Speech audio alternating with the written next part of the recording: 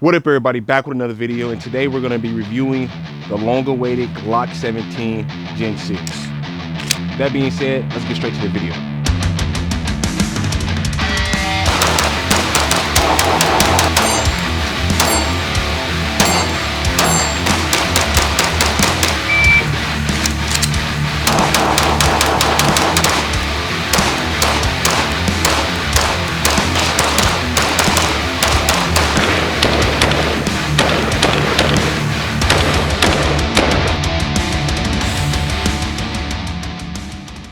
Let's cut straight to the chase. I bought the Glock 17 Gen 6 because I needed a comp gun. I know in the last video I said I wasn't gonna buy a new gun for comp gun.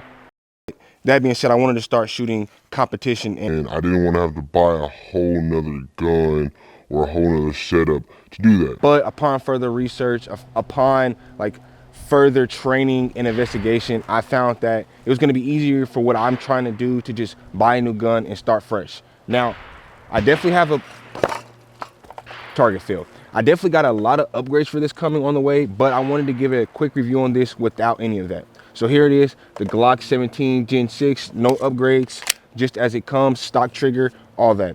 It came with the Aimpoint Koa. Gonna be doing a video related to that as well. Gonna change this optic out, not a big fan of it, but that's gonna be talked about in the future. To get into the specifics of what I like about the gun itself. Now, getting a little closer. If I get a little closer, you guys are gonna see the texture on the grips itself. I like it. Now, for someone who sweats a lot in their hands, the grips that come on the Glock 17 is pretty aggressive. That being said, I definitely ordered more aggressive grips like sandpaper so I can have a better grip on the gun itself when I'm engaging targets. Now, as far as manipulating the gun as well, yes, the trigger is a little bit more deliberate compared to the Gen 5. Just take a look. Gun is empty, by the way, but take a look.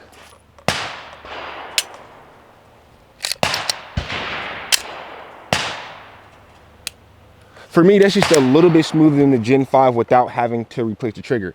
Now, I'm going to replace the trigger anyway, but with that being said, just as it comes, it's pretty good.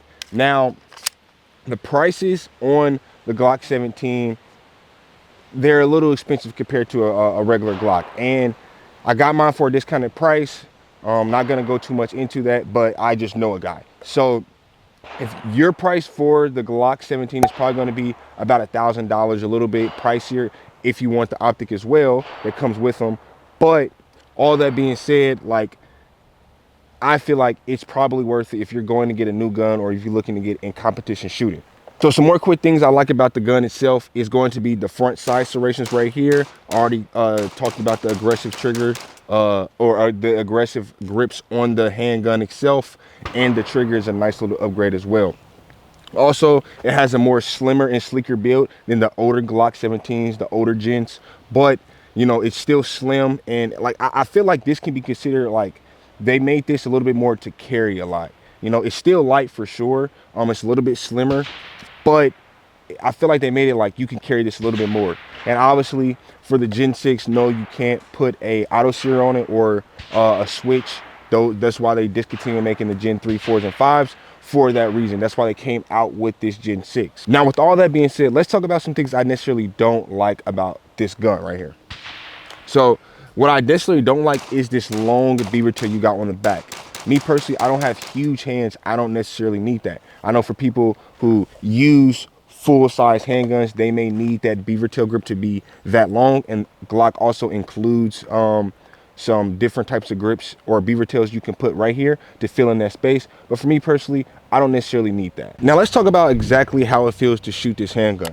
Now, obviously it's a full-size handgun, so the recoil mitigation with the handgun is going to be pretty smooth, especially compared to a micro compact, compact, or a subcompact gun. It's a full-size handgun.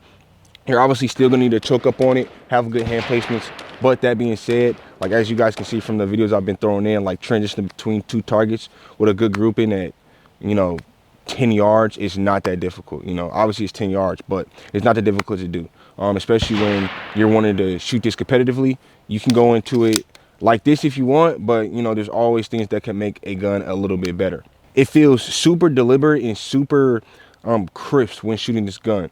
I'm used to, Glocks being a little bit clunkier, the long trigger squeeze, all that mumbo jazz. But shooting this gun is very slick, slim, and crisp. Like, not saying it's as crisp as like a full size P320 or whatever, by SIG. But that being said, the Glock is known for its performances, and it's been performing pretty well from my perspective. Now for the part of the video where I tell you guys if you should buy this gun or not. I'm gonna give a very generalized answer because like it's about your budget and what you're willing to buy and purchase. But if you're looking for a full-size gun that you didn't necessarily want to go super expensive on, but you want to, get your bang for your buck, I think the Glock 17 Gen 6 is your gun. There's definitely other guns you could buy out there that can help out and maybe a little bit better in this way or that way. But that being said, for a generalized gun that you can upgrade a lot, especially how a lot of aftermarket businesses make stuff for Glock, you're really hitting the head. But with that being said, don't forget to like, comment, subscribe, show love to the channel, show love to the page, and peace.